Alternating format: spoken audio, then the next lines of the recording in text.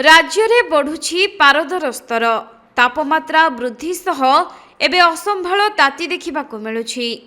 उपकूल ठारू उपांत सबुठी ताती थिबा बेले पश्चिम ओडिशा आगकू खरारे जलिबो बोली अनुमान करा जाउछि।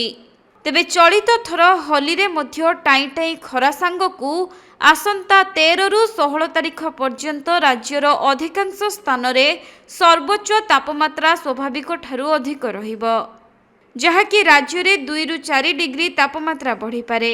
सेपटे आज प्रबल खरा सांगकू गुळुगुळी नहीं पाणीपाग विभाग आकलन करिछि एवं गुरुवार और शुक्रवार पश्चिम ओडिशा रे प्रबल ग्रीष्म प्रकोप नहीं पाणीपाग विभाग अलर्ट मध्य जारी करिछि। एथिसहित चलित सप्ताह रे 3 दिनर हिट वेव बा ग्रीष्म प्रवाह जारी करिछि पाणीपाग विभाग। तेबे 13, 14 और 15 तारिख 3 दिन हिटवेव नहीं विभाग सूचना जारी करिथिबा बेले पश्चिम ओडिशा बा आभ्यंतरीण ओडिशा रे अत्यधिक ताती अस्तव्यस्त करिबो।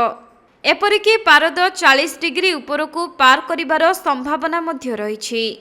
तेणु आभ्यंतरीण ओडिशार 6टी जिल्ला पई सतर्कता जारी करिछि पाणीपाग केन्द्र, जहाँकि 13 तारिख पई 7टी जिल्ला सुंदरगढ़, झारसुगुड़ा, संबलपुर, सोनपुर, बौद्ध, बलांगीर एवं बरगढ़ जिला को येलो वार्निंग जारी करा जायछि।